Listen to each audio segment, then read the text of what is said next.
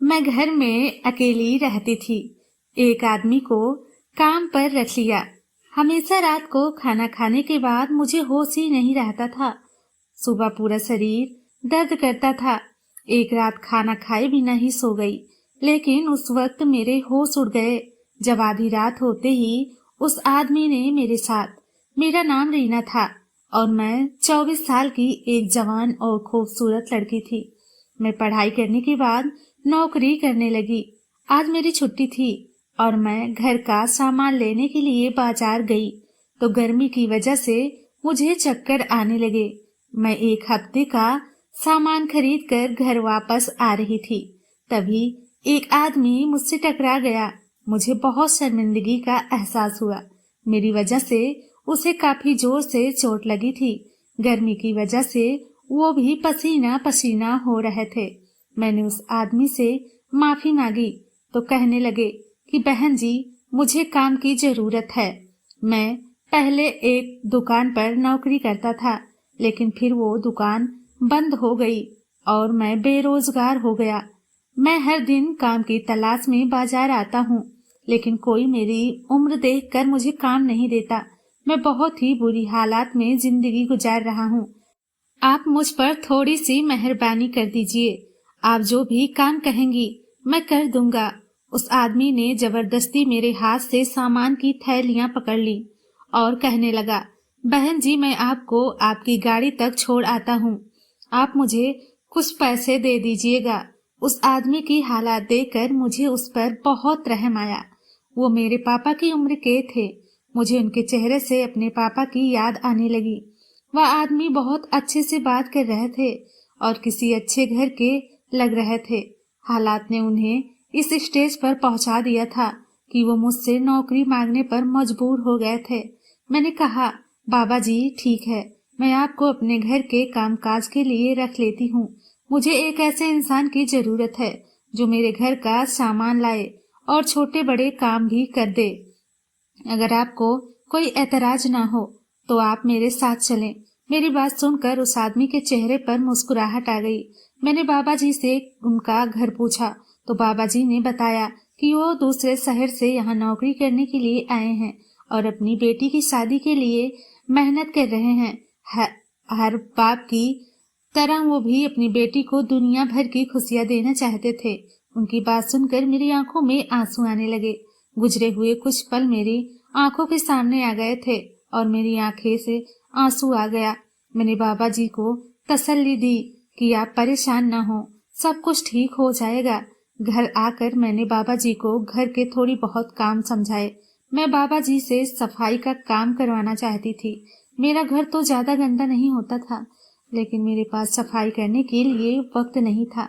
बाबा जी ने मुझे बताया कि वो बहुत अच्छा खाना भी बना लेते हैं और वो अपनी खुशी से मेरे लिए खाना भी बना दिया करेंगे। मैं खुद एक नौकरी करने वाली औरत थी, इसलिए मैंने बाबा जी से कहा कि आप घर की सारी जिम्मेदारियां संभाल लें। मैं आपको बहुत अच्छी तनख्वाह दूंगी। मेरे पास पैसे की कोई कमी थी नहीं, लेकिन मैं अकेली जिंदगी गुजार रही थी और नौकरी के साथ साथ घर की देखभाल करते करते मैं बहुत थक जाया करती थी। इसलिए मैंने बाबा जी को खुशी खुशी रख लिया, क्योंकि वो मुझे बहुत ही भले इंसान लगे थे। बाबा जी को मैंने घर में एक कमरा दे दिया। मैं इतने बड़े घर में अकेली रहती थी। बहुत साल पहले मैं अपने माँ बाप को छोड़कर अलग हो गई थी। मैंने घर की चार दीवारी और रस्मों रिवाज बिल्कुल पसंद नहीं थे। मेरे पापा ने मुझे बहुत ज्यादा पढ़ाया था, लेकिन वो मेरी नौकरी के खिलाफ थे और वो चाहते थे कि मैं पढ़ाई पूरी करते ही उनके भांजे से शादी कर लूं। पापा ने मुझसे 3 बड़ी बहनों के साथ भी यही किया था। उनको भी पढ़ाई पूरी होते ही शादी कर दिया था और नौकरी के लिए मना कर दिया था। मैं अपनी जिंदगी में ये सब नहीं चाहती थी। मेरा इतनी जल्दी शादी करने का कोई इरादा नहीं था। मैं अपने पैरों पर खड़ी होना चाहती थी। मेरे पापा ने मुझसे कहा था कि जब तुम्हें दुनिया की रंगीनियों से थक जाओगी तो तुम्हें अपने पापा की एक एक बात याद आएगी। कि शायद पापा ने बिल्कुल ही ठीक ही कहा था। जब मुझे अक्सर पापा की बहुत याद आया करती थी। जब भी मैं थकी हारी जॉब से लौटकर घर आती हूँ तो वो घर मुझे अपने मम्मी पापा की याद दिलाती है। मेरे मम्मी पापा ने मेरी बहनों को पलकों पर बिठा कर रखा था और मैंने कभी घर का कामकाज नहीं किया था। लेकिन जब से मैं अपने मम्मी पापा से लड़कर घर छोड़कर आई थी, मुझे सब कुछ खुद ही करना पड़ता था और धीरे धीरे मुझे एहसास हुआ था कि मेरे मम्मी पापा ने मुझे किस तरह दुनिया के सर्द गर्म से बचाकर रखा हुआ था। अपनी डिग्री के बल पर मुझे एक बहुत अच्छी कंपनी में नौकरी मिल गई थी। मैं जब भी पीछे हटकर देखती तो मुझे यकीन हो जाता कि मैंने घर छोड़कर बिल्कुल सही फैसला किया है। लेकिन मुझे अब मम्मी पापा की याद बेचैन कर देती है। मेरे पापा कहा करते थे कि लड़कियों को नौकरी करने के बाद ही शादी की करनी होती है, तो बेहतर है कि किसी अच्छे से लड़के से शादी करके मैं तुम्हें विदा कर दूं। जबकि मेरा मानना था कि मुझे अपने पैरों पर खड़े होना चाहिए और अपनी मेहनत से जिंदगी में कुछ हासिल करना चाहिए। मैंने इतनी जल्दी शादी नहीं करना चाहती थी। घर छोड़ने के बाद मैंने अपने सारे सपने को पूरा कर लिया था। मैं सारा वक्त अकेले घर और कामों में उलझी रहती और मुझे आराम करने का भी वक्त नहीं मिलता था। कभी कभी तो मैं थक कर इस कदर चूर हो जाती कि रात का खाना खाए बगैर ही बिस्तर पर गिर जाती। बाबा जी को रखने के बाद मैं घर की तरफ से बिल्कुल बेफिक्र हो गई थी, क्योंकि बाबा जी ने 2 ही महीनों में घर की पूरी जिम्मेदारियों को समझ लिया था और वो पूरी जिम्मेदारी और लगन से घर के काम कर रहे थे। मैंने उन्हें सफाई के लिए रखा था, लेकिन उन्होंने खुद ही बावर्ची खाने की जिम्मेदारियां भी उठा ली थी। बाबा जी खाना भी बहुत अच्छा बनाते थे। जब मैं हमेशा रात का खाना घर ही खाने लगी, वरना मैं ज्यादातर रात का खाना बाहर से ही मंगवा लिया करती थी या फिर भूखे ही सो जाती थी। रात का खाना खाते ही अब मुझे ऐसी नींद आती कि मैं बिस्तर पर लेटते ही सो जाती और फिर सुबह सवेरे ही मेरी आंखें खुलती।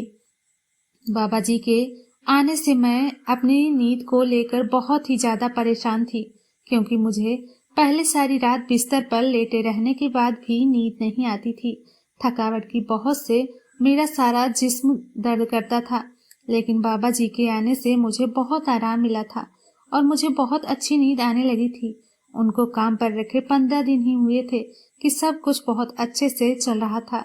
एक रात मुझे ऑफिस का कुछ काम निपटाना था, इसलिए मैंने खाना एक तरफ रख दिया और पहले काम करने लगी। थोड़ी ही देर में बाबा जी ने कमरे में आ गए। मैंने बाबा जी के तरफ देखा और पूछा, क्या हुआ इतनी रात यहाँ? तो वो कहने लगे हैं कि मुझे लगा कि आपकी तबीयत ठीक नहीं है, इसलिए देखने के लिए चला आया, क्योंकि आपके कमरे की बत्ती जल रही थी तो मुझे आपकी फिक्र हुई। मैंने बाबा जी से कहा, हाँ कि नहीं, मैं बिल्कुल ठीक हूँ, अपना काम कर रही हूँ, आप जाकर सो जाइए। बाबा जी चले गए। जब अपना काम खत्म करके मैं सोने लगी तो मेरे दिमाग में एक सवाल आया कि बाबा जी इतनी रात तक क्यों जग रहे थे, जबकि वो तो मुझसे भी पहले उठे हुए होते हैं। मैं जब सोकर उठी तो बाबा जी घर की सफाई भी कर चुके होते हैं और मेरे लिए नाश्ते की तैयारी में लगे होते हैं।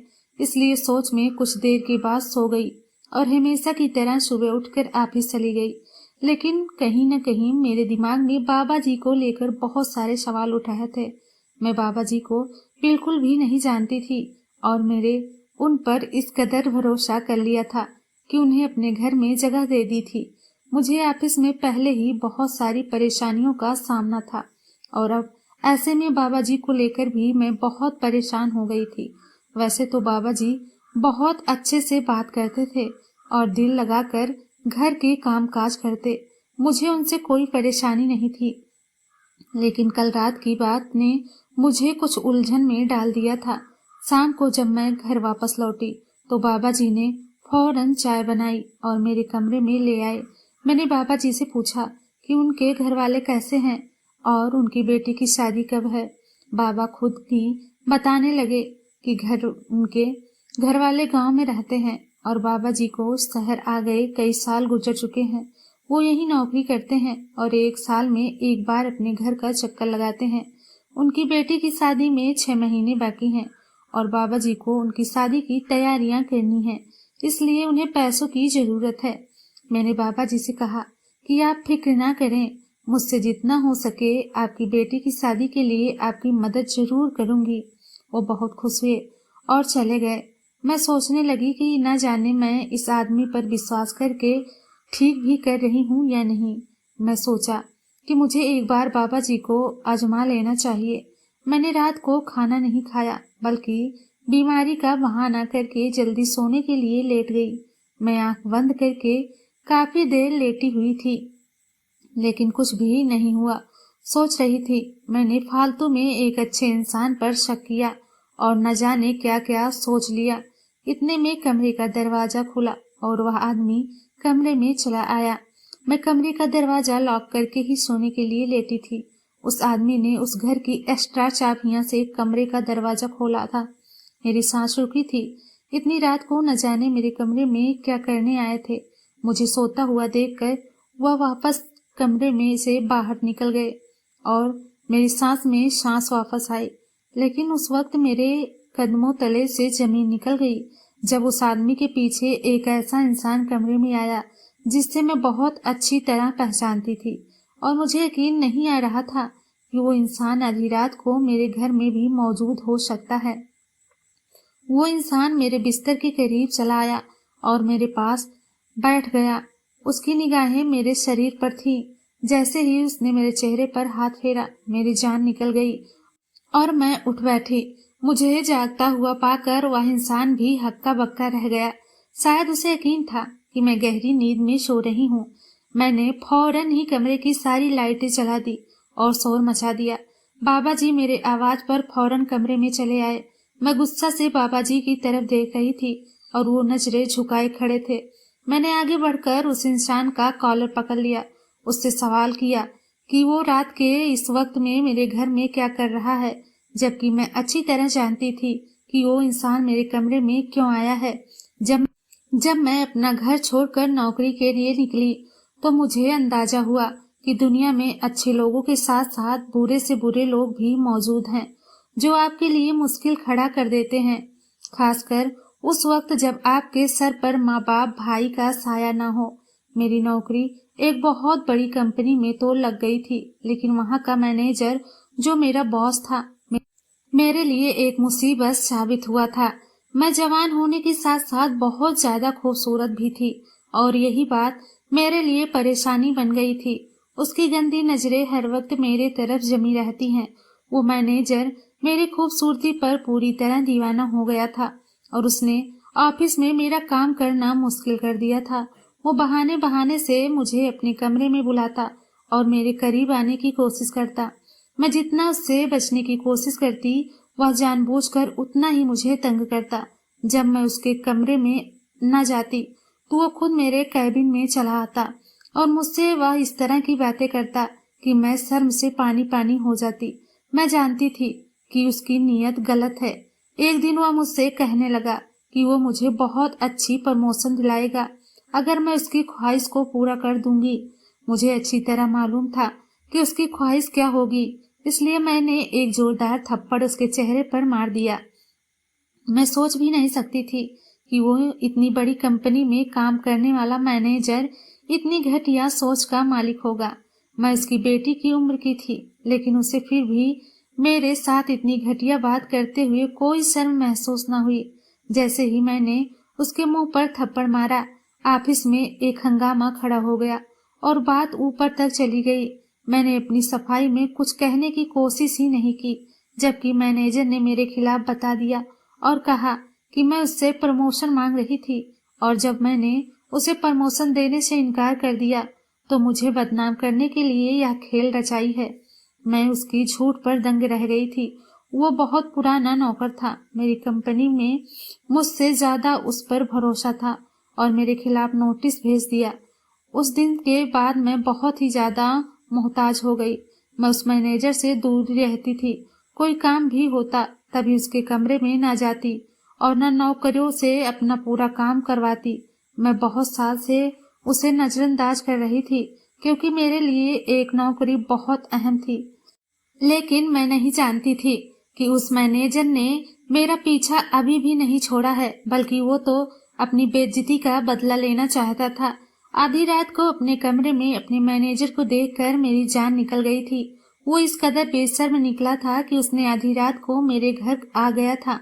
जब मैं मैनेजर का कॉलर पकड़ा, वो कहने लगा कि मैंने जिस तरह उसे पूरी कंपनी के सामने बेइज्जती किया, वो मुझसे उस बात का पूरी तरह बदला लेना चाहता है। मैनेजर को बहुत अच्छी तरह मालूम था कि मैं घर में अकेली रहती हूँ। उसने मेरे बारे में सब कुछ मालूम कर लिया था कि मैं घर में कामकाज करने के लिए नौकर को रखना चाहती हूँ, और उसने जानबूझकर अपने नौकर को मेरे रास्ते में भेजा और मेरे घर तक पहुंचा गया। वो आदमी जो मेरे घर नौकरी कर रहा था, वो मेरे मैनेजर का नौकर थे और उसके कहने पर वो मेरे घर आया था। थोड़ी दिनों में ही उस आदमी ने मेरे घर की एक एक बात मैनेजर को बता दी थी। वो जान गया था कि वो बहुत आसानी से मेरे कमरे तक आ सकता है। मैनेजर मेरे साथ अपनी ख्वाहिश का निशाना बनाना चाहता था ताकि वह मुझे सारी जिंदगी ब्लैकमेल करके अपने बिस्तर पर ले जा सके, लेकिन इससे पहले ही उसकी सारी हकीकत मेरे सामने खुल गई थी। मैनेजर एक 50 साल का शादीशुदा और 5 बच्चों का बाप था। बस वो मुझे बेइज्जती करना चाहता था क्योंकि मेरे सर पर माँ बाप का साया नहीं था और इसलिए उसने मुझे अच्छे से इस्तेमाल किया। आज मुझे एहसास हो रहा था कि मेरे पापा ठीक ही कहा करते थे कि बेटियां अपने घर की चार दीवारी में ही सुरक्षित होती हैं।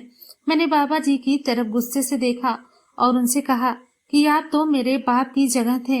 मैंने आप पर इतना भरोसा किया कि आपकी मजबूरी सुनकर आपको अपने घर ले आई। आपने आपकी बेटी की शादी में मदद करने का वादा किया, लेकिन उसके बाद भी आपने मेरे साथ इतना बड़ा धोखा किया। उस आदमी ने शर्मिंदगी से नजरें झुका ली। कहने लगा कि अपने मालिक के आज्ञा के आगे मजबूर हो गए थे। उनके मालिक ने उनसे कहा था कि अगर वो मालिक का यह काम करेगा तो मालिक उसकी बेटी की धूमधाम से शादी करवा देगा, और वो अपनी बेटी को दुनिया की हर खुशी देना चाहता था। इसलिए वो उसकी बात मान गया। लेकिन आज उसे एहसास हो रहा है कि अपनी बेटी की ख्वाहिशों के लिए उन्होंने किसी और की बेटी की इज्जत पर दाग लगा दिया था। मैनेजर अभी तक मेरी कोई फोटो नहीं खींचा था, इसलिए मैंने फौरन पुलिस को फोन करके बुलाया और उसे पुलिस के हवाले कर दिया। और उस आदमी ने मुझसे माफी मांग ली थी। उन्हें गलती पर पछतावा था। वक्त पर वो अपने मालिक की बातों में आ गया था, लेकिन वो दिल से एक अच्छा इंसान था। मैनेजर की गिरफ्तारी की खबर जब कंपनी में पहुंची तो उसे नौकरी से निकाल दिया गया और उस आदमी को मैंने अपने ही घर में नौकरी दे दी। मैं अपने मम्मी पापा से पहले बार मिलने के लिए अपने घर जा रही थी। मैं उससे मिलने से लिए बहुत बेचैन थी।